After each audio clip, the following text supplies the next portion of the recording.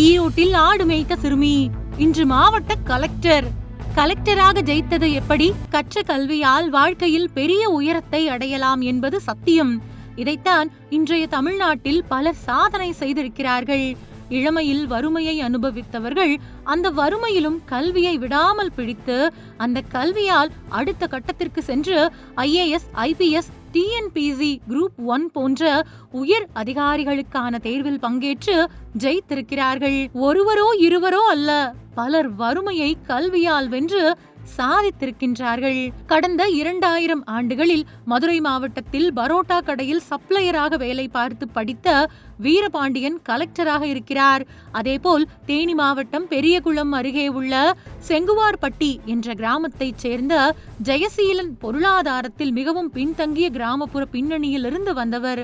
இவர் 2014ஆம் ஆண்டு UPSC தேர்வில் தமிழ் வழியிலேயே தேர்வு எழுதி அகில இந்திய அளவில் 45வது இடத்தை பிடித்து தமிழ்நாட்டில் முதலிடம் பெற்று கலெக்டரானார்.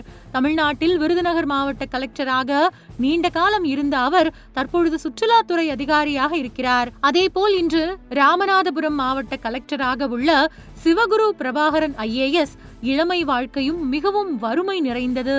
தஞ்சாவூர் மாவட்டம் பட்டுக்கோட்டை அருகே உள்ள செட்டித்தெரு என்ற கிராமத்தைச் சேர்ந்த விவசாய குடும்பத்தில் பிறந்த சிவகுரு பிரபாகரனின் தந்தை மது பழக்கத்திற்கு அடிமையாக இருந்தார். அதனால் குடும்பம் மிகுந்த வறுமையில் வாடியது. தாயாரும் சகோதரியும் வயல்களில் வேலை செய்தும் பாய்கள் மற்றும் கூடைகள் முடைந்தும் குடும்பத்தை காப்பாற்றினர்.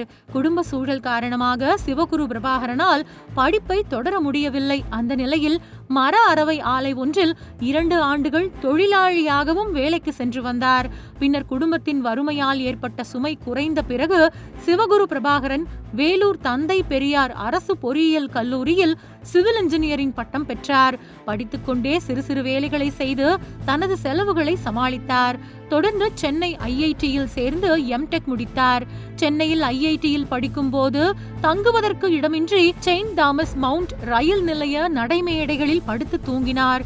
UPSC தேர்வில் தொடர்ந்து 3 முறை தோல்வியை சந்தித்த போதும் மனம் தளராமல் 4வது முயற்சியில் 2018ஆம் ஆண்டு இந்திய அளவில் 101வது ரேங்க் பெற்று சாதனை படைத்தார். இன்று ராமநாதபுரம் மாவட்ட கலெக்டராக உள்ளார். இப்படி பலர் IAS அதிகாரிகளாக தமிழ்நாட்டிலும் தமிழ்நாடு தாண்டி பிற மாநிலங்களிலும் பணிபுரிகின்றார்கள். அப்படி ஒருவர்தான் ஈரோடு மாவட்டம் சத்தியமங்கலத்தைச் சேர்ந்த வான்மதி. அவரது தந்தை ஒரு டிரைவர். குடும்பத்தின் பொருளாதார சூழ்நிலை காரணமாக வான்மதி காலையில் பள்ளிக்கு சென்று நன்றாக படித்தார். மாலையில் பள்ளி முடிந்ததும் மற்ற குழந்தைகளுடன் விளையாடாமல் தனது குடும்பத்திற்கு சொந்தமான ஆடு மாடுகளை மேய்த்து கொண்டே படித்தார். அவர் பள்ளி படிப்பை முடித்ததும் திருமணம் குறித்து வீட்டில் பேசினார்கள். ஆனாலும் அவர் குடும்பத்தினரிடம் உயர்கல்வி படிப்பேன் என்று உறுதியாக கூறினார். அவர்களும் அதற்கு ஒத்துழைத்தனர். வான்மதி விடாமுயற்சியுடன் படித்து முதுகலை பட்டம் பெற்றார். மேலும் கலெக்டர் படிப்பிற்காக தீவிரமாக தன்னை தயாரித்துக் கொண்டார். அயராது உழைத்தவர் தோல்வியை கண்டு தொய்வடையவில்லை.